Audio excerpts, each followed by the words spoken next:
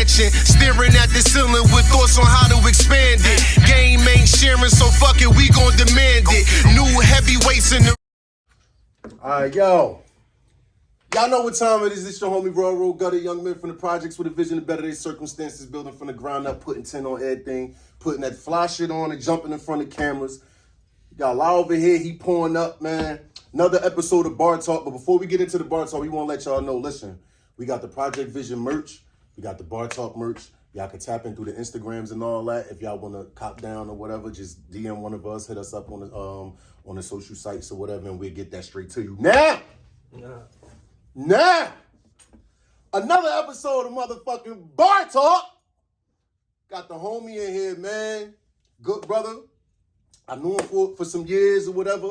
Ill spitter. You know what I'm saying? He's certified. He definitely gives it up, man. Unless he wouldn't even be up here. You understand what I'm saying? He wouldn't even be up here, man. You feel me, love? He wouldn't even be up here, man. Listen. You got my guy. Motherfucking DotBundini is in the building for this episode of Bartawk. Dot was good, was good, brother. Man. Thanks for having me. Nah, without question. Yeah, man. I'm grateful to be here. Grateful to be alive and doing what Definitely, I'm doing, man. definitely. Doing what I love doing. Definitely. You know? Definitely. All right, let me see.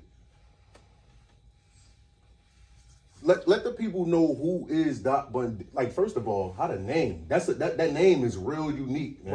Right. Like, yeah. that shit is real unique, close to bro. my name, man. People stole my name. You know, the kids in my family and shit, my moms and them. I used to do little magic tricks for my motherfucking daughters and them at little parties and shit. Order that shit off the internet, little cheap man. Yeah. My name was Ladini. And then here comes DotBundini and shit. I'm like, my shit, man. Word. Oh, shit. Word.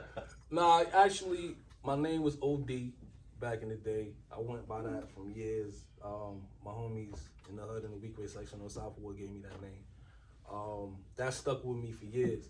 Mm-hmm. But after a while, I found myself battling too many dudes named OD.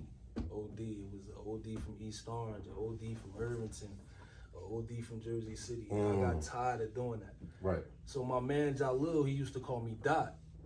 Okay. Like the dots between the way we spell it, O.D. Yeah, gotcha. So he would call me Dot. And I just put a last name. I've always been a fan of boxing. Okay. And I always thought that Bundini, the corner man, for Muhammad Ali was like one of his biggest inspirations. If you listen to him in the ring, he like pushed him. Right. Like even with his funny style of rhetoric. You know what I mean? Right. So I just added the last name to it to kind of give it a little more flavor. That's fire, and there's definitely a lot of flavor in that name, bro.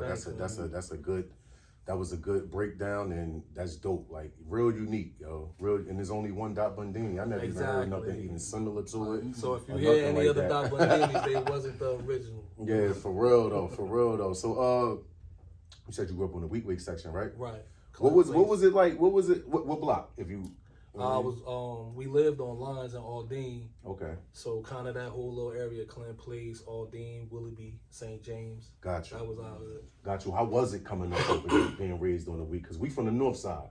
You know what I'm saying? So we got to experience the Weequahic section. You know, as you get older and all that, and you start hearing how they give it up. But for you, how was it growing up? You born and raised in North? Oh yes. Born and raised. That's what's up. So what was the upbringing like? How was it coming up over there on that side? It was home. For us, like, being in the inside of the Weequahic section in the Southwood, it was home. But you let anybody else speak on it, it was like the most treacherous place to be, one of the hardest in Essex County. Right.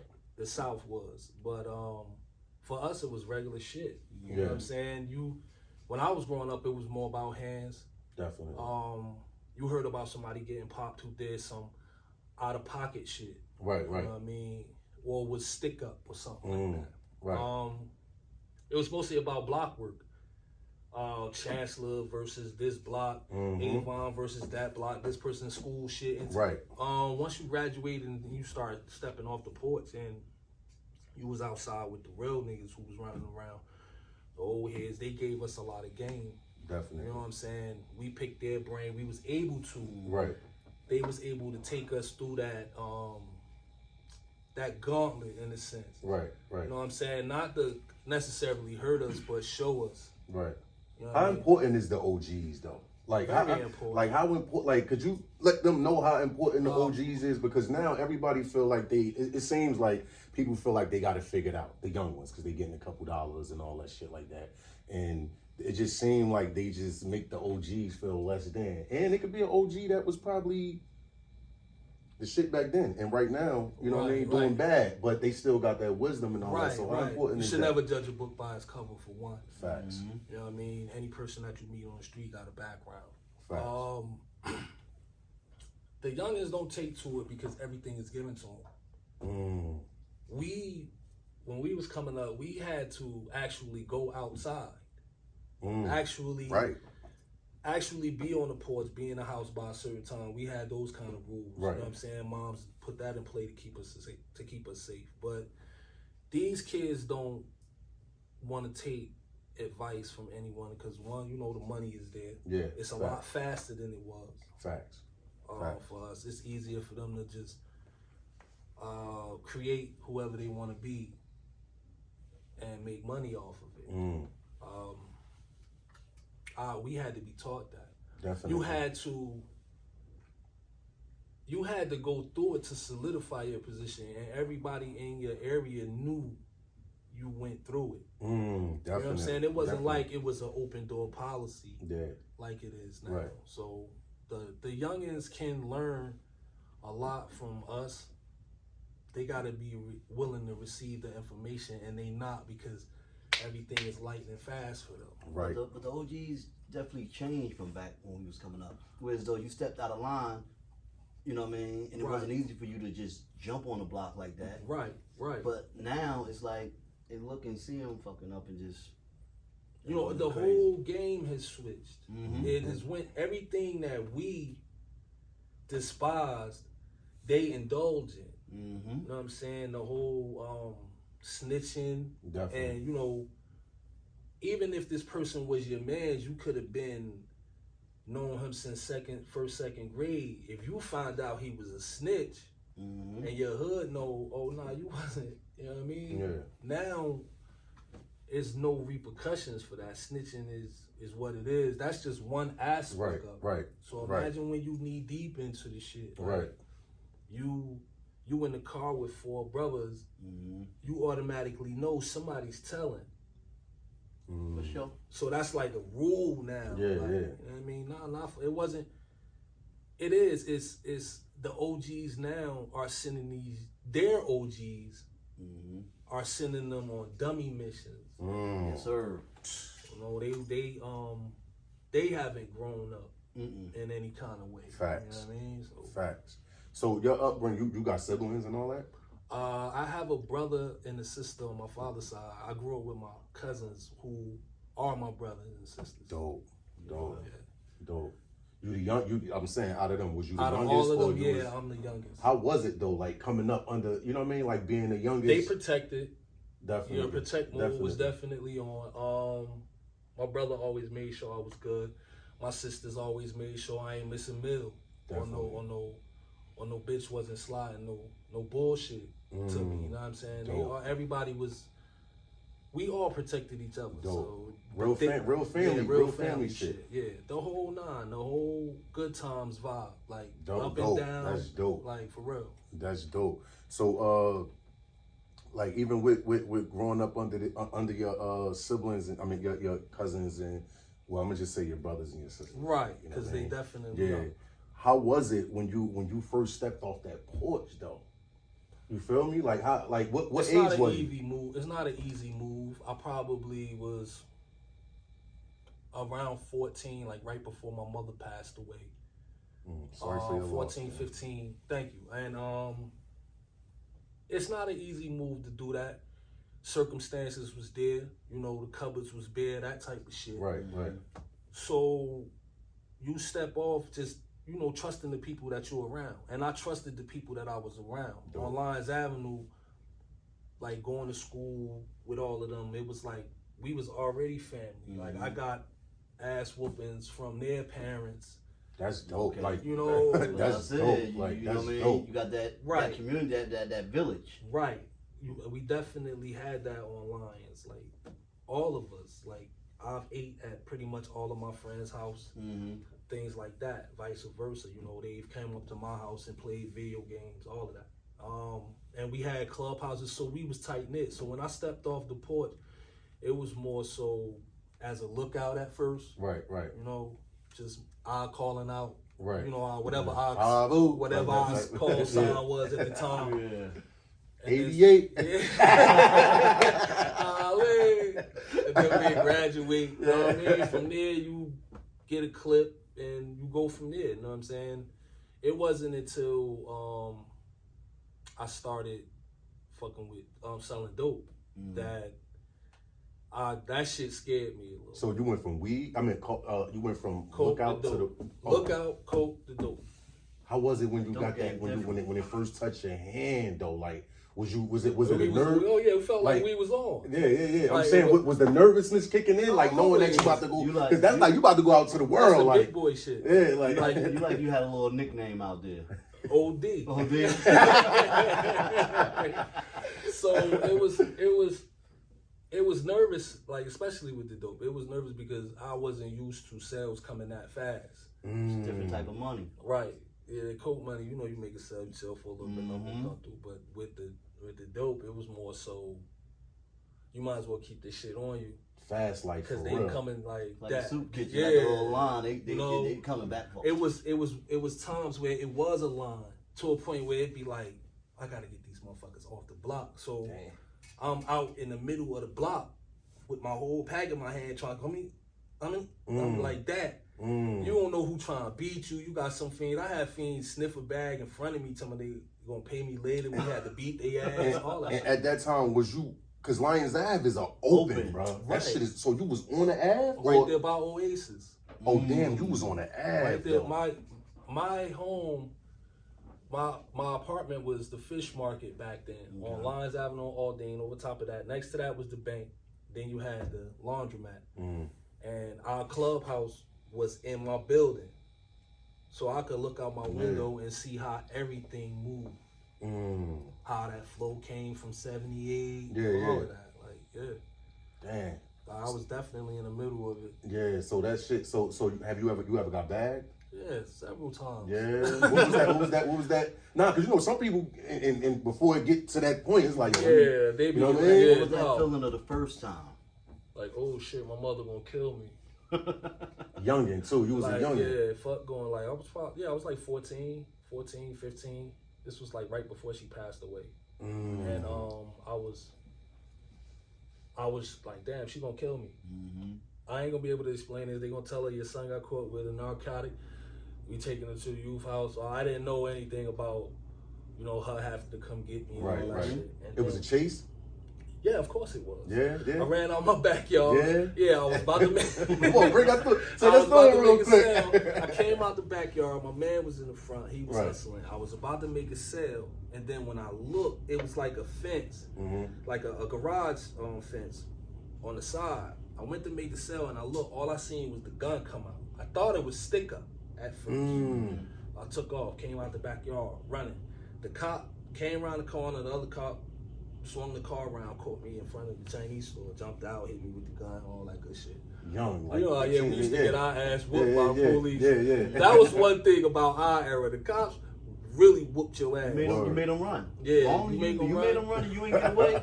Big Samad and all them motherfuckers. Yeah, they used to be whooping our ass. So the car, he brought me back. By then I had threw this shit. As soon as I seen the gun, threw it and kept me, boom.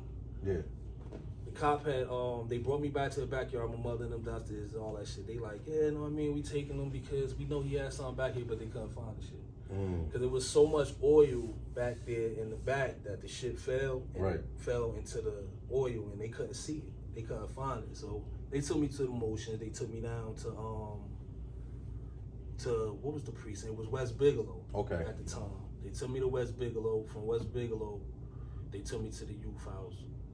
And then my mother came and signed me out. What was that when you went to the youth house? What was that feel like as a 14-year-old? You feel me? Because you know you hear stories about it, but you never really get until it's like, Like, oh shit, like I'm really, you know what I mean? It was quick, cause yeah, my mother. Once I got in the building and I got the processing and all of that shit. She was just like, nah, let my baby out of here. But she was on my ass. Now the first time I really got locked up, I was an adult. That shit was like, okay, I'm sitting, I'm in here. It is what it is. Yeah, county in the county. Yeah, in the county, from near the Carwell, shit like that. It was the 8-day programs and all of that shit. It was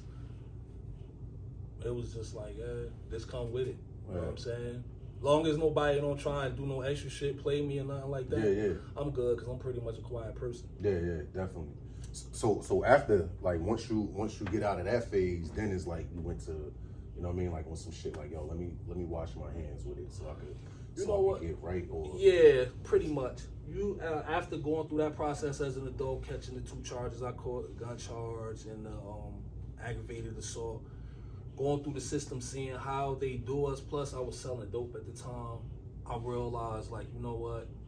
I have to change. By then, my mother had passed away. I was on a path of destruction. You know what I'm saying? I didn't want to be here. Right. So I was starting shit with people, not like blatantly putting my hands on motherfucker, but not giving a motherfucker the benefit of the doubt on anything. Right. So I found myself in situations that was life threatening. You know what I'm saying? It wasn't until I personally had a moment, an epiphany kind of moment. Right. You know, some real spiritual shit that I keep with me. Right. Say, you know what? I'm not hurting only myself. I'm hurting my mother's spirit doing this shit. Damn, that's deep. That's when I got the job. I started working, and I started really putting money behind what I'm doing with this music.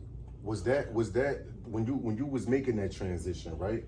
Did you ever once think of how the homies felt, or they always respected it? Like, from the outside, like, you know what I mean? Because you know, sometimes that could be peer pressure for some people, and it's they man's like, come on, bro, this was the type of time we on. Some don't respect it in a way. Yeah, you know what I mean? We're still trying to get especially when they want you on demon time. Exactly. But see, my mans and them was never like that. We always respected decisions that we made in our own personal lives for whatever. You know what I'm saying? We was going through or what we had to do. It was never a situation where it affected them. Dope. It might have been like, time wise, like, okay, Steve at work or some shit like that. Right. Other than that, nah. We always respected each other's. Well, that's honorable because most people, they would have took that whereas though their mom's passed, all right, she gone, now I'm about to turn up. And you took it to the point like, I'm hurting my mom's spirit. Right, I had some real deep moments with that. Some real talks with myself. You know what I'm saying? And some real talks with one of my cousins that lives out in Plainfield, my cousin Helen, whom I love very much, about what I was going through emotionally. You know what I'm saying? And I was always a do my dirt by my lonely type of person. Yeah. So it was just, once I got to that point, I just knew I had to do something different. I had to do different to expect different results. Facts. You know what I'm saying? Facts. When that love for hip hop came though, like that shit came when I was in the 6th grade. What school? What high school you was? I mean, what elementary school? Maple Ave. Maple Ave. Yeah. Okay. I loved hip hop. The first song I ever really fell in love with was the Symphony by Big Daddy Kane. That was classic. That was the one. Classic. Yeah. When you heard that on the radio or like older cousin had the tape or something like that? My uncle. I used to sneak in his room and he had thousands and thousands of hip hop tapes from like DJ Kevy Kev and all of that Hot 97 and golden era shit. And I was listening to one of the tapes and that shit came on. That dun-dun-dun-dun. From there I was done. Dun-dun-dun-dun. Hell yeah. And then when I realized who was on it, like Cool G Rap, Big Master Ease. Yes, when I realized who was on it and how they was going, it was love there. Like, but I still hadn't tapped into myself as being a writer. I was just it was just love with the sound. I loved hip hop. I just loved music, Definitely. Like it was maybe a year or two after that when I tapped into me as a writer. Like, I'm gonna try this. Yeah. You know what I mean? That's when Was it any like that's when you went with the love for the music, the sound of it, right? Right. Was it any artist that made you say, you know what? Like you heard that one song or that one artist that you just was stuck with, and it's like, hey, yo. That came a little after I started writing, but because we used to write other people rhymes, like you know what I'm saying. I remember myself writing Wu-Tang rhymes down, just listening to it so much, like you know what I'm saying, just writing that shit. So I used to do that with Scarface. Scarface? Yeah, he was the one that took me through a lot of nights. His music got me through that 2-year period I went through when I was in the dark. Yo, Face deep, man. Right. I have a question. You said same thing. Y'all was writing Wu-Tang, you writing Scarface. What y'all got out of writing that down? Y'all listening to it. Did you write it down to learn a song, or did you write it down to get something else out of it? It was just something that we did. Yeah, I don't know. It really was just one of them things, like you really wanted to know every bar, especially going outside, especially if it was some hard shit. Mm-hmm. You wanted to be outside, like, yo, he said, so you would write it down and go over it and actually feel their process back then, I guess. And not knowing, it may be trained us for writing. Right. You know what I'm saying? Yeah, because I wasn't, at that age, I wasn't able to write a whole 16 or a whole 12. So it's like writing these shit, it probably was exercising for that. You know what I'm saying? Like, it's all practice, like exercising your pen, like sharpening it and shit like that. Like all that's practice. Like you said, I wasn't writing 16s. Right. I couldn't tell you what a bar was at that time. Like, you know, I just knew it was just raps to go until I finished what I'm saying. Who was the first person you let hear something? Chops. Yeah. Mm-hmm. Chops and my man Fu. So you and Chops from the same hood? Yeah. Me and Chops was a group back in the day. Like he was, everybody literally don't know that bruh sing as well. He sing? Yeah. And salutes to you, bruh. He was singing. Salutes to you. I might need you to come up here, you know what I'm saying? But he was the first person. Him and my man Fu, and then I kind of took a liking to Fu. I did. I fucked with him because he rapped, but he had more of an advanced style than we had back then. I very rarely heard him curse, and it was fluent. Damn. The way he was going. So he was using words. Fact. And that's how I got into that part of me, like that I'm going to study and learn and absorb all of this information and I'm going to live a little bit so I can apply it. Mm-hmm. And that's how I started doing it, you know what I mean? Dope. So you remember your first rap? Yes. Well, it's coming out. I see you on it. Yeah, me and my man Warren G. It was very West Coast Nate Doggish. Yeah. Nah, but that's a good. You know what I'm saying? That's those legends right there, though. Or me and my man Warren G. used to do it at on the block at got our little shit at the clubhouse. Right. Shit taking them back real quick. Yeah, we used to have fun, man. Rest in peace, Warren. Yeah, we used to have a lot of fun with it. That's what's up, man. That was our thing. Yeah, facts. With moving around. Facts. Like block to block shit. Like you knew your dude was the toughest. All right, we coming through. Yeah. We're gonna see. You know what I'm saying? So you was one of them like. Oh yeah. That's what's up, my guy. I was downtown. That's what's up. You know what? That name OD sound familiar, my nigga. I used to be downtown in front of Paramount with the rest of them, with Black Hitler and them. Yeah, definitely, yo, definitely. Always walk through downtown, catch the cypher going on. Yeah, no, for sure, for sure. 14, 15, 16-year-old ass was right down there, catch the 13 sure. right downtown. Word up. And you caught the 13 from that way, we caught the 13 from the opposite way. You know what I'm saying? And come down there, and them downtown ciphers used to be the shit, man. And then you go over there where Double O was at, you know what I mean, in front of Dr. J's, and you definitely in some, you know what I'm saying? For a long time, on some real shit, for a long time, I didn't know how close Double O was to that downtown. Like, me and my man would strictly get off the 13 and go right across the street to the Paramount. Okay. But I would hear about Double O up the hill. About Dr. Yeah, I would hear like, damn, who is this motherfucker? Like, going off on shit. Like, Right. who is he and shit like that. And then when I put them together, that's when I met Dub. Like, oh shit. This was right after that. The Red Man? Yeah. Dope, man. Put Salutes your to ass Double in the O, headlock y'all. Oh, before. salutes. Oh, Word up. word up. Definitely one of the North legends, man. Salutes to Double O, man. Word up. So after that, what was that first studio experience like? What you know what I mean? When did you first hit that booth? Like, was it a feature or was it you? No, I on was some solo? Yeah, no, it wasn't on the solo shit. I was a part of after Chop started doing his thing, and he was over here. I linked up with my brother Sick, and me and him. He introduced me to his people's name, Bright Eyes, and she's the first person that actually got me into the studio with one of my mentor, Petey. Okay. And I wanted so bad to impress, Right. that I just had bars.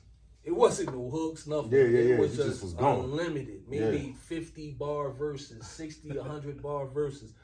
And he just let me go. Damn. He just was like, go, bro. That's dope. You know, I was smoking weed heavy. You know how that Yeah, shit yeah. And I think I did the entire session, you know, people interjecting, jumping in and out of songs, but just going. You know what I'm saying? And that gave me the confidence Right. I needed. So who taught you how to put it together? Whereas though, like, you know what I mean, now Count the you're bars 16 and all that. Bright Eyes. Well, okay. Yeah, she was a real big part of my development. She knew how to count bars because she used to be running with Slang Tongue.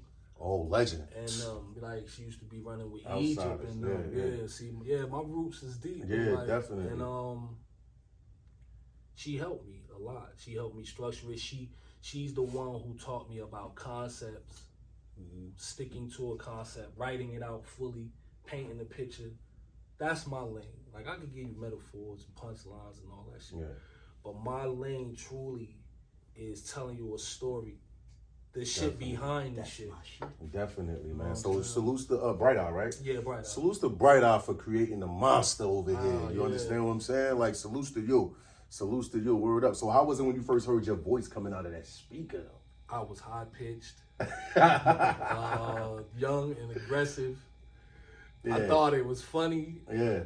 but, you know, people once mixed down and people just like, yo, you got a unique voice. It was raspy but high-pitched at the same Right. time, so it was cool. Right. Yeah. Right. And after that, the addiction just is like Oh, man, yeah. going to the stool. It was more of a writing addiction that I went through when I was younger. I would literally come home and write 5-6 verses a day. Word. Just specifically, like, in case this person say some bullshit, I'm Yo. gonna dig in their ass with word is this born. one. I still got notebooks from them time when you just in the house you and you had just battles write. ready. I had shit all over. I had notebooks, toilet tissue, bus receipts. Dope. Wherever the fuck I was at, if I came up with a line, I had to put it down, like, so I could remember it. And my mind was a mental Rolodex. So I would literally be scanning through my shit while they doing their shit, and then go. How did see when I first was introduced to you and I first met you, it was Streets for Life. Right. You know what I'm saying? So how did that whole thing develop? I put down music for a little while because I needed to get on track with life. Okay. So even though I was working, it was a lot of shit going on. You know, family needs, and you gotta put it in overdrive type shit.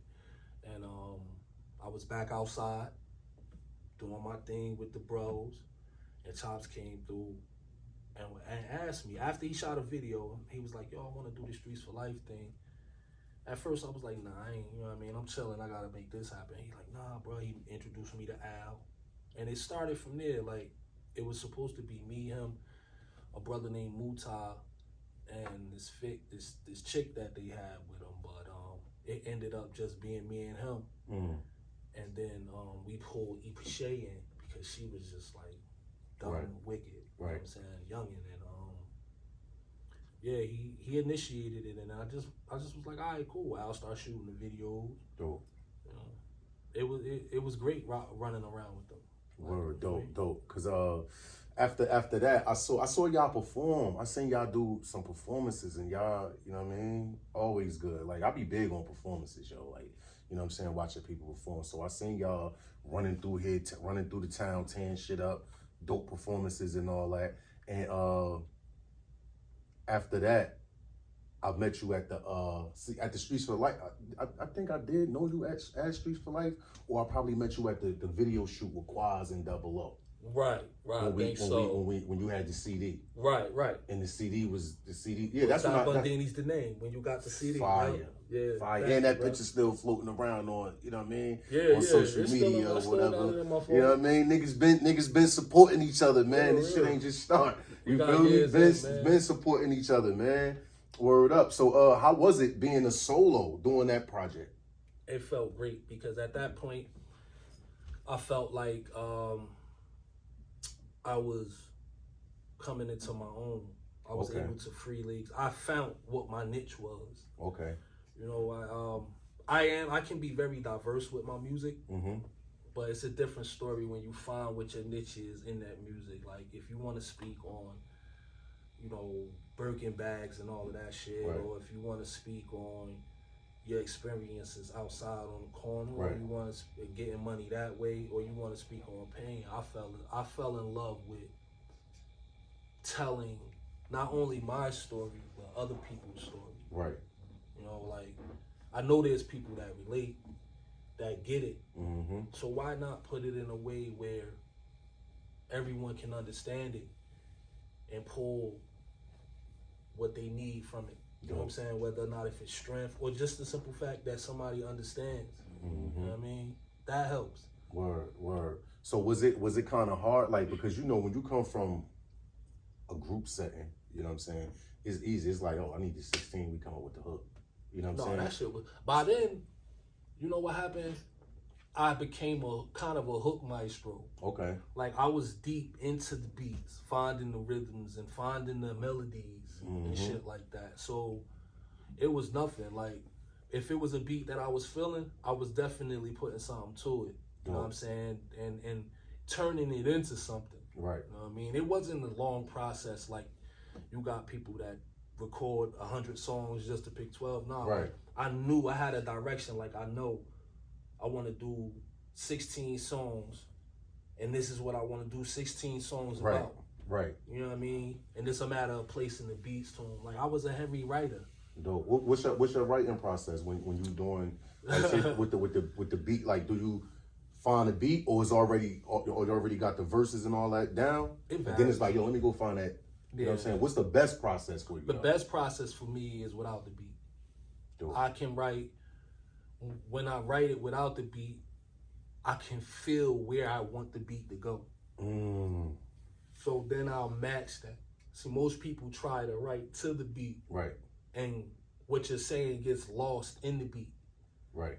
Because most of the time they pick beats too powerful for what they saying. You know what I'm saying? Me, I write it without the beat. So if I need to find me a beat with less instruments in it to bring it out, then that's what we gonna do. You know what I mean? That's fire. That's how I like to write without the beat, or because sometimes when you write without the beat, you could put that verse to anything. Right. You know what I'm saying? Anything. It's like anything. Like it's just like that shit just fall on. So you know how to take words out if the beat too fast. If you know how to, you could throw shit in there. You could throw an extra ad lib in there, extra pause. You could rearrange that. You know what I'm saying? Word up. Yeah. Word up. So shit be definitely. Shit to that beat, it pretty much goes to that beat. It pretty much goes to that beat. Yeah. You got a different tempo. Because sometimes you're gonna keep rewinding it. Like I wanted to break down right here. I wanted to do like you know what I'm saying. So when you writing that shit off of, you know what I mean? You can do that shit to anything. What is it?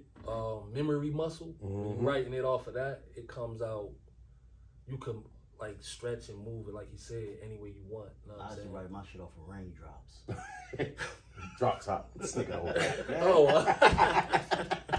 I was gonna say, okay. Yo, if you get everybody with that shit, if you can find it in the raindrop, you like, yo, that's like. That's some zen shit right there, bro. Yo, word up. Drop top. Cook it, the hot pot. What the fuck? Oh, shit. That's some at peace shit. Yeah, word up. That nigga at peace. Like, real peace. For real. Hey, yo, tell us about Cloth what is it? Cloth talk, Yeah, right? the cloth. The cloth? Choosing love over the heat. It's a brand that I came out with. Basically, that's what cloth stands for. That's the acronym. That's Choosing dope. love over the heat. That's And, fire. That's Yeah, dope, though. thank you. Word up. I wanted to become a household thing. I want people to use that cloth baby symbol as a symbol that they can look at and remind themselves daily as they leaving out the house. Like, you know, I'm going to choose love today over the hate. Dope. You know what I mean? I'm going to choose to show some love to somebody over the hate. Like, Right. make that a daily habit. And you watch how things change. You know what I'm saying? Word up. That's definitely dope, man. That's definitely dope. I love the shirt, the merch line you got too, and all that. It's still active? Not right now. I'll have more active. I'll be more active with it in the summer. Okay. In the summer is when I'm gonna really push the line. I'm just doing a lot of paperwork. Yo, and look, let's not get it twisted. You know we talked that put that fly shit and jump in front of cameras. He's one of them. You understand what I'm saying? He's one of them. Thank you. For sure. Cause the way, hey, look, man, you always, you know what I'm saying? But the way you threw that Project Vision going on with them J's, man. I see. Hey, yo, I hit live like, hey, yo, like, you know what I'm saying? Like, hey, yo, you see, bro, put that damn thing on. Man, you made me want to go home and get dressed, bro. Like, for real. That For shit went real. perfect Nah, with the J's, that and I real could blue. tell, because when we was at the movie premiere, you like, hold up, I said, oh, yeah. This nigga Oh, searching yeah. his closet. Yeah, word Yeah, up. I I'm had like, my mental Rolodex. I was going through like, Word okay, up. I got the J. I seen it when I was like, yeah, that's the one. word up, man. We appreciate the support, bro. Yeah, Like, for definitely, real, bro. for real. Always, man. We appreciate the y'all. support. Y'all have always supported me. You have always supported me, bro. So that's always gonna be. Is there a difference between, to you, a rapper and an MC? Hell yeah. Tell them about it. The difference is a MC can adapt. An MC can adjust to any beat, can give you multiple topics, multiple concepts. A rapper is just gonna stick to one lane. You know what I'm saying? It's if you listen to a lot of the people that I think are just rappers, it's really not them. It's just the beat. You know what I'm saying? Even though they go, in my opinion, they go hand in hand. Like, you can't become an MC without being a rapper. Dope. You know what I'm saying? That Some makes people sense. just get stuck in wanting to be a rapper. MCs and become artists. You know what I'm saying? Man, you just, yeah. Like, Talk about it. like MCs become artists. Artists transcend time. See, I was about to ask, do you think, and my next question was, what's the difference between the artist and the, but you could tell he went through the stages of it. So he already answering the question for me. Speak on it, bro. My bad, I didn't mean to cut you off. You good, bro. Word like, up. I'm here to, you know what I mean, kick it with y'all. Word up. Yo, artists transcend time. Think of your favorite artist or anybody's music who's lasted more than a decade. You know what I'm saying? That's an artist. Niggas I listen to. Yeah, you know. Fuck with them Queens niggas. Yo, nah, chill. Disrespect the Queens, but Yo. I'm just saying. You know what I mean? Who you Niggas fucking that, with? who, me? You know, I was a big nigga. His shit still rock right now. Right. Hove, I was with Hove, you know what I mean? I was a Pac nigga. You know what Yeah. I'm saying? I was a Scarface. I love East Coast music. I love how MCs battle for position on the East Coast. Like New York, Newark, Philly, that, you know, right? His rappers rapping overseas now. They ain't really putting in no work over Oh, here no? no more. Yeah. Who? No, your people. Who my peoples? People you try to get me listened to all the time and shit like that. Niggas ain't But doing- I like This nigga is crazy. I like Midwest music. I picked up on that because of the sounds. Right. You know, they got that southern drawl, but they still got the same texture of the East Coast. You know Exactly. what I'm saying? So, and they giving it to you They giving that shit to you straight. straight. No chase. Yeah. So that's why I like Scarface, Slim Thug. Yeah. I love them type art. Like, Yeah. like, you know what I'm saying? Bun B. Like, you know what I mean? And then I have my favorites over here. You know what I'm saying? I'm a big Pac fan. For people who don't know, Pac is originally from New York. Absolutely. Absolutely. I'm a big Daddy Kane fan. That's my man. Cool G rap. Definitely. You know, I'm Nas. You know what I mean? I fuck with the hoes, all of them. You know what I'm saying? Long as you putting it down and you put, I could tell if you putting time into your pen. Right. Do you think Jersey missing something? It's a lot of shit Jersey missing, but one of the biggest things is more Indians and less Chiefs. Talk about it, my boy. Talk about it, bro. I think that nobody wants to be a soldier anymore. You know what I'm saying? Being a soldier gives you access to the bigger picture. You know what I'm saying? You want to be the boss. Now you can find yourself in a room and everybody's just looking at you to want to see what your moves are. But as a soldier, you can give out instructions and make sure they get done. You know what I'm saying? Dope. That's dope. That's one thing that Jersey isn't missing. Everybody wants, they want to be the, and I understand. Yeah. Like, it's not a knock. It's just more so like, it's too many different clans. Right. You know, it's a million different clans. You know what I'm saying? The one person that makes it and steps outside of that and starts to make a noise, I believe, my personal opinion, is they're going to get crucified. Oh, definitely. Hell by people in Jersey.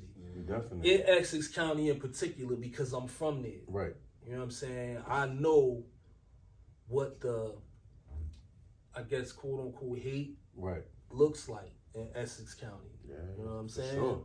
For sure. They hit you.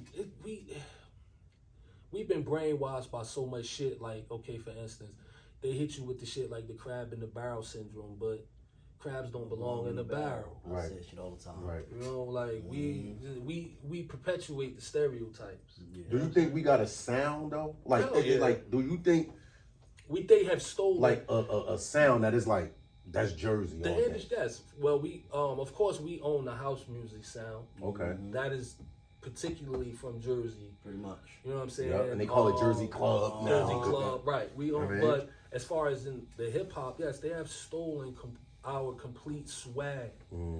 That is the main thing in hip hop right now. Right now in this era, the main thing in hip hop is swag. How you carry it, how you move, the people you move with. It's not even like if your lyrics are there, they not even really. That's not gonna really get you the numbers. Yeah. You know what I'm saying? The swag of it is gonna get you the numbers, and they have stolen that from us. Do you think lyrics still matter? Hell yeah. It mattered to somebody like me. Yeah. The youngins, it don't matter. I just talked to a young lady yesterday who, it was a song that came on, Lil Uzi Vert. I just want to rap. Right. I think the beat is super dope. Right. But it's nothing on it. No lyrics, no nothing. It's nothing on it. And I said the same shit like. And he created a winner. You want to know why? Because when I was talking to that little girl, she was like, it don't matter, he ain't saying nothing. It's the vibe, it's this wave of. And that's a Jersey vibe that he got. Right. That's a Jersey vibe. Right. Well, it just came out to the Eagles, in front of the Eagles with that shit. Yeah, that's a Jersey sound. In front of the. Yeah, that's a Jersey sound. All it is once that shit come on, kids start moving. Well, that's what hip hop is to them. So it shows you, I mean, like when they say a beat carries the whole song. Yeah. Now he just put out a beat and then put no lyrics on it. And just like bro was just saying. Like, just like when I first heard that it was him, like, Uzi. I listened to it again. I'm like, I missed the fucking verse. Like, where the song at? That shit like a minute. And I'm like, wow. They want you to believe. They will want you to believe that there was no thought process behind that. But it was. That was a strategic move. And it was a smart one. Because look at where it's gotten. How big it has gotten. They knew that, if we just put this out here like this shit gonna pop. And they know what these kids want. The distraction of it is the. They're coming out that whole TikTok wave. You know what I mean? And you create a dance, a challenge, or whatever, and it's gonna go. And that's one of them that they can bop to. Do you think rappers should be on TikTok? If you want to make money. Yeah. Like, or do you think you gotta have a certain wave, like that part of it? Like, No. Like our cloth. Right. You gotta keep it this ways, like our cloth, we wouldn't like it more of on a comedic type of thing, then yeah, we might get that us having some fun or whatever. But if you actually trying to go viral with some shit, you gotta find something outside of rap. Like as an MC, I would think you would have to find something outside of rap to put on TikTok. You have to find another side of it. Cause one time I was on TikTok with and I guess because of what who I am or whatever, or the rap shit and all that. Somebody was like, "Damn, they got you doing TikTok now." It's like, dude, because we rap or we a certain age, we not supposed to have fun. That's what. Like, you understand what I'm saying? The assumption is we grumpy old men. No pun intended. Right. Salutes to grump. Right. The assumption is we didn't come from the shit they come from. Yeah, you know what I'm saying? Yeah. Like they don't actually realize that everything they're doing is shit that we created. They just recreating it. Right. You know what I'm saying? Like Soul Train is a form of TikTok. Yeah. It's just a longer form of TikTok. Yeah. You know what I mean? Where people actually got up there and did that. But now they doing it so quick in snippets and they made the money so fast. You know what I mean? Don Cornelius had to create that for them to be able to do that on a TikTok. Right. And a lot of the music from still this time is from, like, you see how they remixing all the R&B songs and all that shit, and people will look at it like, nah, this such and such. Like when we heard Juicy and all that back then, we'd be like, nah, this Biggie. And then you take one of our aunts or uncles or something, be like, what? That's such and such. Yeah. It's old. Like, that's a remake. Yeah. You think it's better? You think it's easy to make a hit with a classic? You know what? Puffy mastered that. Yeah, I'm about to say Puff kind of, because Big wasn't feeling that shit. That's a lane that's always gonna win. You know what I'm saying? Right. It can have some pitfalls to it as opposed to how you do it, right, and what you do with your remake. Right. And I wouldn't advise anybody that ain't of caliber to take a throwback and try to remake it, right? Because you're gonna get the skinned alive on right, the line. Right, you know what I'm saying? definitely. But if you holding it down, like, I think that's a solid way. You know what I'm saying? Word. That's why I think they trying to ban that type of shit now. Like, what, from remaking old like songs? we can't do freestyles and shit no more off of old industry beats and put them on YouTube. They strike it, right? They take that shit and take the sound off. Yeah, they trying to stop it. Yeah, nothing going on. They making it harder. They making it harder for people to get. That was a way to get your name known. Yeah, that was mixtape type shit. Yeah, it's no longer doing that. People, like, you can't just pull anything. Some shit it won't even let you pull it. You know what I'm saying? That's crazy.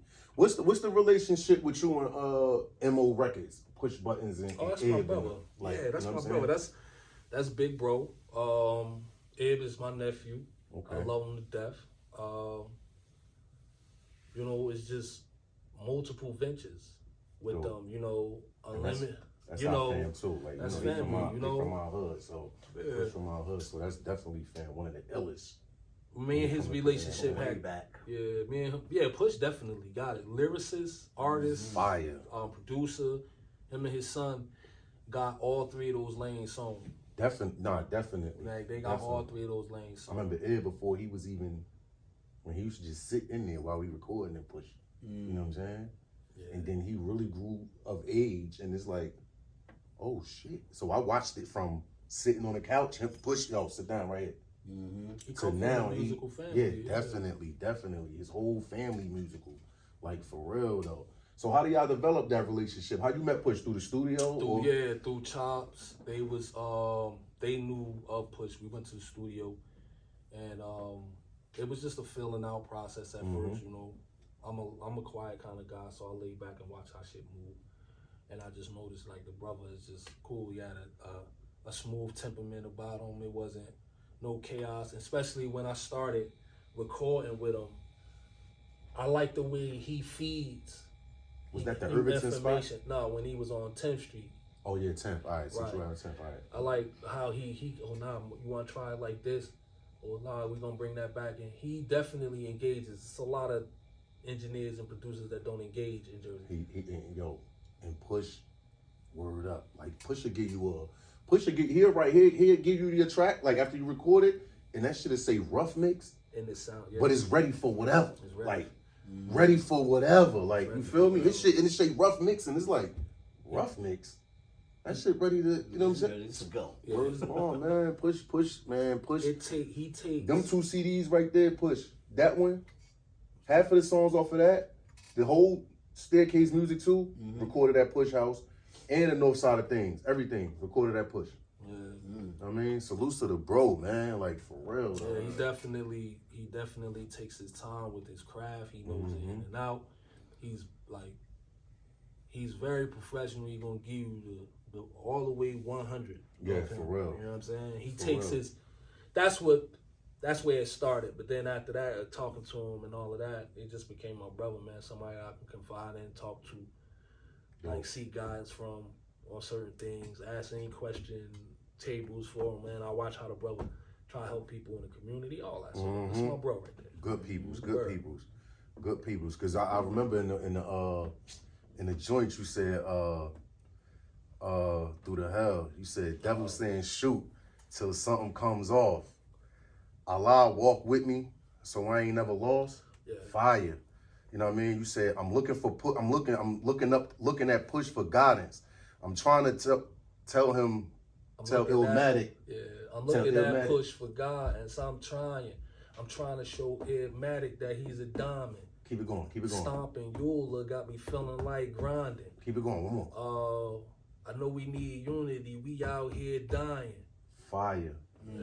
That's fire. Those bars right there. When I listen to the song, it's like them shits grabbed me because that's what made me want to ask the relationship with Push, because people don't want to give it up like that sometimes. Right, no, you know good what I'm brother, saying? man. People Good don't for the want to give it up to community. people like that, man. Yeah. And you threw that in a verse. You know what I mean? That song was deep, bro. That song is, we was just rocking to that just now. Everything about it was real. Word up. It came directly from the heart muscle, bro. Word up. So let's talk Sweet Dreams though. Oh, Let's get into big bro. Sweet Dreams. Yeah. Yeah. With the big homie Stomp, man. Let's get into that CD. So how did where did the relationship come from first? Like what was the introduction to Big Stomp, man? GL, I used to be recording on Smith Street with GL and off of South Orange Avenue, and he used to be saying to me all the time, yo, I want to introduce you to my man Stomp, this, that, and third. I want to introduce you to Stomp, y'all gonna fuck with each other, this, that, and third. So, Oh, GL. yeah, That's Big Frank. Yeah, Frank Big Gito. Yo, Frank salutes to the Hackett, fam, man. Rest up, man. He's big bro. Word up. Word I up. love that dude, man. Yeah, That's man. fam right there. That's That was family my- right that was there. my- that was my bro, my heart right there, for real. Word up. But, That was the guy, man. As time went on, one day Stomp came to the studio with, he had a bunch of motherfuckers with him. He probably had Eula, a couple other people with him and shit. And they was in there going off on some shit. And I linked in there and I was like, yo, big man, you should let me get on that. And he shut me down. He like, oh, nah, we in here on our own. I said, oh, all right. Because he ain't know me, I ain't know him. But I knew hearing the beats, I was going to burn that shit down. But I still hadn't put the connection together. So after watching Stomp just demolish shit for long stretches, For real. he put out this joint. We was already, you know what I'm saying, interacting with each other. I did the freestyle with him that he used to do. You don't realize like, yo, this brother is straight cool and shit like that. And I think he did 82 bar joint he did. I think that's 92. 92 yeah, bars I was on or the video. something, Oh right? man, that's one of my favorites, bro. I heard that shit. I played that shit like 10 times in the car. I said, fuck that, I'm calling this nigga. Hey, yo, bro, we gotta do a project together. Yeah. Pulled up on him, we talked about it. He was with it. After about 6 months to a year, I hadn't heard anything from bro. So I hit him up. I'm like, damn, bro, what's up? Like, we ain't got no problems or nothing like that. Ain't no issues. Like, you ain't let me know nothing and shit. Yeah. He like, oh, nah, bro. Like, it ain't that, but life. Yeah. So once we started recording, bro, it was just like I got to see a side of him that you don't see in people often. You don't see the genuine shit in people often. You don't see how open a person is to receive you, how open they are to help you, how open a person is to just be a friend to a motherfucker. And bro is like, he's that. Yeah, he's the epitome of trust, because coming from him, it's all the way 100 at all times. Definitely. You know what I'm saying? So that he became my brother, and we just got closer and closer. Like fucking with, just talking to each other, fucking with each other. Because y'all did a song before that album, right? A video or something like that, right? Yeah. We shot it with Armando. I can't recite the name of the song, but it was one of the coldest days in life. Yeah. We shot that video, with Al, and Al's camera froze. Damn. It was that cold outside. Damn. And it seemed like we picked the location that had nothing but water around us, so it was frozen. You know what I'm saying? Wow. But we got through that shit. Yeah. I can't think. It's probably on YouTube. Yeah, definitely. And so after that, y'all, what was the process with recording? Hold up, for them that don't know, y'all wasn't flying in. Oh no. Them sessions was together though, All right? was live. It was all live. Word. The only thing I regret about doing that process is that I did not record that entire process. Everything we did was live. I sent him a beat, he sent me a beat. How you feeling this? We'll talk about it, get together, literally get together and write the verses. And that's why the project was so solid. I pulled up on bro one day, I'm in Dunkin' Donuts. As soon as y'all dropped it, I'm in Dunkin' Donuts just playing, you know what I'm saying? Before I went to work.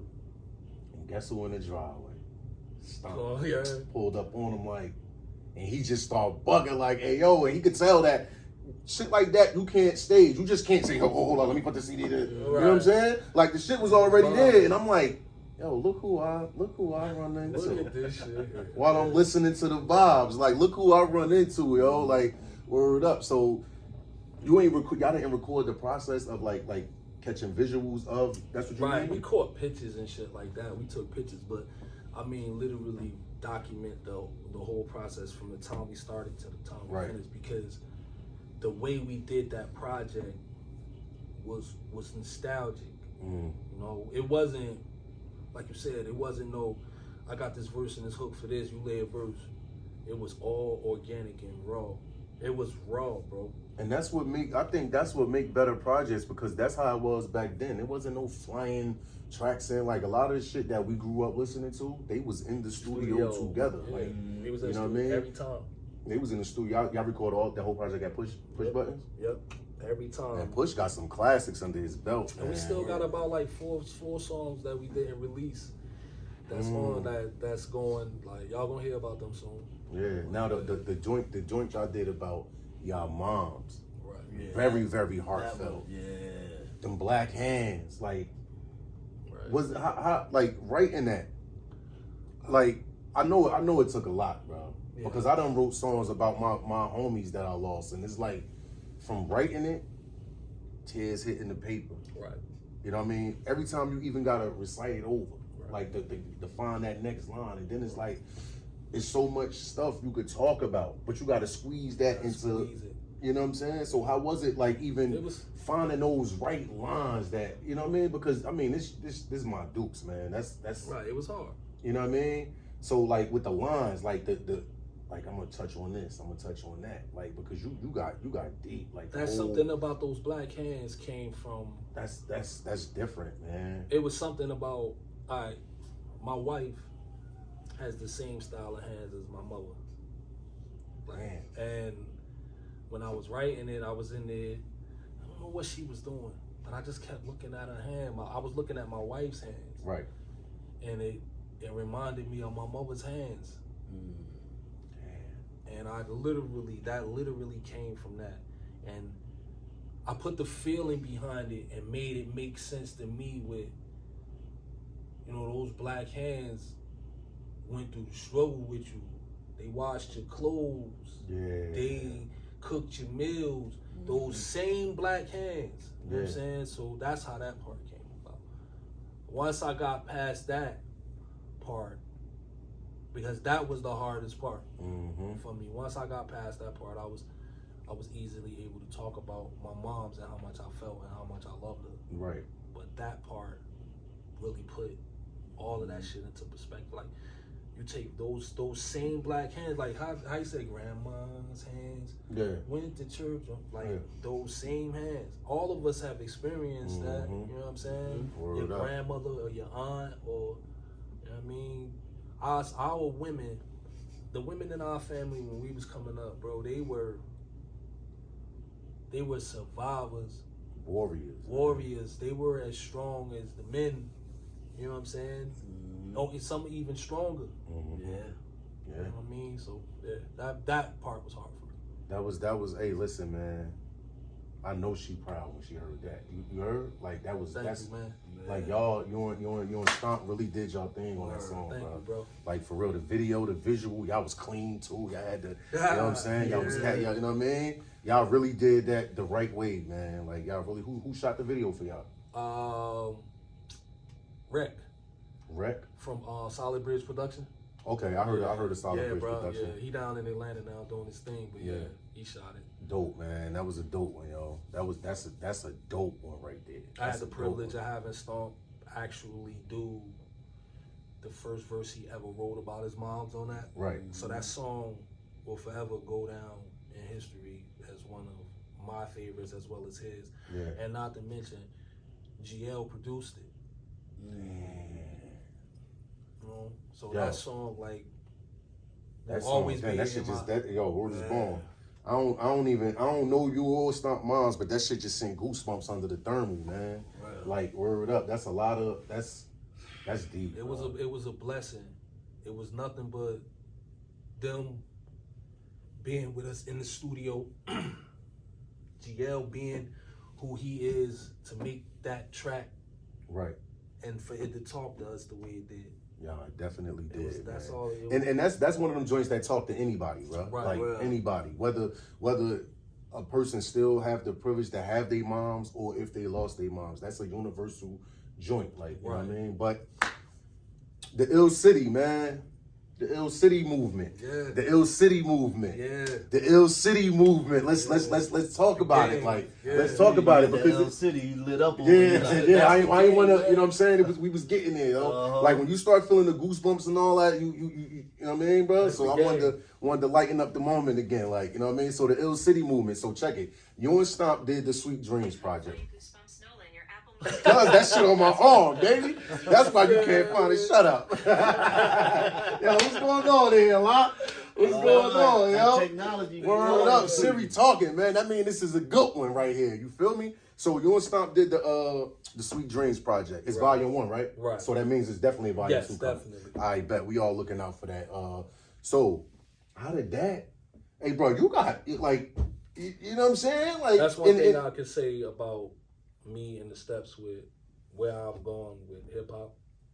I appreciate it because I feel as though I've elevated every time. Nah, for real though. You know, it just got better and better. You go through the regular trials and tribulations. Right, and listening, like as we talking is like is a build up. You can hear the same with Stomp. You can hear the progression. Yeah. You know what I mean? It's not about being stagnant with us, and that's what the Ill City is. No stagnicity. There's a word with Ill City. So you knew Reek already? Yes, I knew. Okay. Because Reek from the legendary 050 Boys. Salute the Triller. Salute the Prince Op. Yeah, I mean, you know, we always heard about them. We always seen their movement. Right. You know what I'm saying? Even when it was more of them when, you know, a lot of people don't realize that, you know, it was Midi and Drift. Right. Were 050 Boys. Right. Yeah, Midi was. Yeah. I remember videos with Midi in them. Yeah, Midi rapping. Shout out to him. Yeah. I remember being in spots with Midi and him going off. You know what I'm saying? So we knew about Reek and them. Little behold to me, because I was doing a lot of other things. Right. Stomp and Shot Cobain and Frank Castle and Grim Sight had already got down with Reek, and it was another kid named 2G and Big Nutty. They had already started recording for the Ill City project. And after we finished Sweet Dreams, the numbers, people started responding to Sweet Dreams and things like that. I guess, you know, Reek saw something in me, like the hunger, and he approached me with it. And, you know, they all family. Shot Cobain, I've been following them since they were youngins. Frank, I took Frank through the gauntlet personally, the same gauntlet that I went through. Grim Syph was always the sleeper. To me, he was always the one that was in the cut but had the most deadliest styles. You know what I'm saying? So they was, you know what I mean, moving on the first album, the Ill City project, and when he asked me to be a part of it, it was just like, yo, this shit is, no matter what, this shit is a given, bro. I'm gonna be a part of it because I'm gonna support the shit out of what y'all doing. You know what I'm saying? And he seen the drive and the hunger and the loyalty and brought me in, and then I showed my ass. And salutes again, another dope project, man. Another dope project. So everybody, so that's like Northeast Orange, like different. Northeast Orange, India Rose, Elizabeth, Orange, Irvington. You know what I'm saying? But India Rose is originally from Essex County as well. It was, Ill City is you know, you got the Ill Town, Inglewood, East Orange thing, because Reek, you know, is primarily from East Orange. And just the whole Ill City vibe came off of that. You know what I'm saying? Tretchenham is our big bros. We appreciate their contribution to everything that we're doing. Shit. Those legends, man. Like, for real, man. Legends, like, for real, though. For real, those is legends. So, at this point, you know what I'm saying, I'm really having fun. That's what's up. You know what I'm saying? I'm back having fun with it, like having fun with music. It's a lot of business, a lot of paying attention to details, but we, as a collective, all 7 of us, make it fun.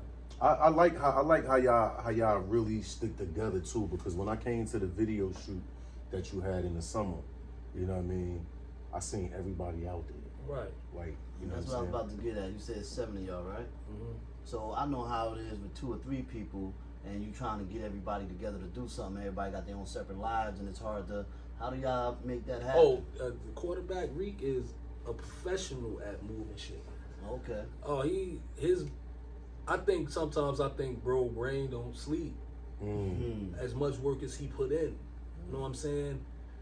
It's not a time where he's not thinking about what he has to do to move to make something happen with this team, and we highly appreciate that from him. You know what I'm saying? So when we set a plan for something, you know, we let bro know our dates and what we can do and what we can't do, and he puts that shit together, and we show up and we show our ass. So how does that work with song selection? Like, who gonna get on what? Like, how do you know what I'm saying? Like, well, we all because if it's a fire, say for instance, if the beat crazy, it's like, yo, and everybody like, yo, this beat crazy. Do everybody just get on that song? No, because of the fact everybody like the beat that much. Or? No, we Wu-Tang this shit. Okay. Yeah, we and for the most part, we basically, if it's a song with everybody on it, we break the bars down so the song isn't that long. Dope. And you know, everybody can get their point across.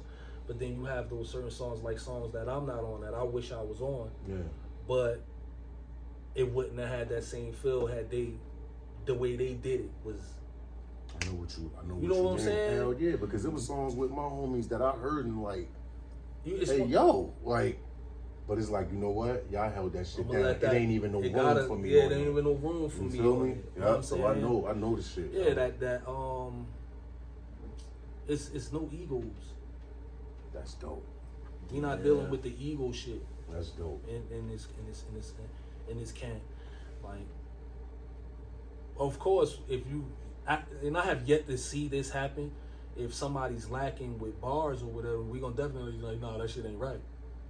That's dope, though. You know what I'm That's saying? dope. But That's I how haven't you seen that. That hasn't happened yet. You know what I'm saying? And it's probably not gonna happen because everybody knows what this means. And the project is fire. I see the visuals that y'all do. The visuals is fire. Every time that camera on, I see all of y'all there. Right. Mm-hmm. Everybody. Right. You know what I mean? I don't care. Even at your video, everybody. When y'all shooting a freestyle video, everybody there. Right. So that's dope, man. That's definitely dope. a family, man. It grew into a family situation. You know what I'm saying? Different MCs from different backgrounds, different areas, all part of the same city, but you know, it's something when a person leaves footprints across your heart. Yeah. Mm-hmm. That's what this is. That's dope, man. That's dope, yo. That's dope. Lau, what's up? Is anything else you wanna, you know what I mean? Nigga done stole my name. Yeah, man. So, you know, anything, yo, won't you get them anything else you wanna, you know what I mean? You wanna let the Bartawk people know, out the man? mud, man. Mud is thicker than water on the way, man. I got that Go video about to drop. About to start the promo on that. Ill City is consistently working. DotBundini is consistently working. As well as everybody else in the camp. And I just appreciate being a part of history right here with my boy on my people's on Bartawk. Salutes, man. We it was a great having you, bro. Yeah. It was great having. It was mandatory we did this. You know what I'm saying? Word. It was mandatory, man. So salutes to the whole Ill City too, man. Like I don't know everybody, but I know. You know what I'm saying? It's not a funny feeling. We gonna get to know him. Yeah. Oh yeah. Definitely. Oh, Salutes to Reek. Salutes to Out the Mud, right? Right, Out the Mud. Salutes to Out the Mud. I met India Rose before. Salutes to the big homie. You know what I mean? Big Nutty. Yeah. Big Nutty. We got DotBundini in the month. Yo, y'all. Hey, listen. Yeah. Listen, y'all already know what time it is, man. Y'all already know what time it is, man. So you know what I mean. We're gonna get into the bar talk, man. You feel me? Show me roll gutter. Young men from the projects with a vision to better their circumstances, building from the ground up, putting 10 on everything, putting that fly shit on and jumping in front of cameras. Lie is pouring up. Bartawk. Yeah. Got plans to make it out of the hood and take my peoples with me wherever I go if I could. Come on, we living good, lifestyle done changed. Vacating where it's sunny when the weather is rain. Project Vision.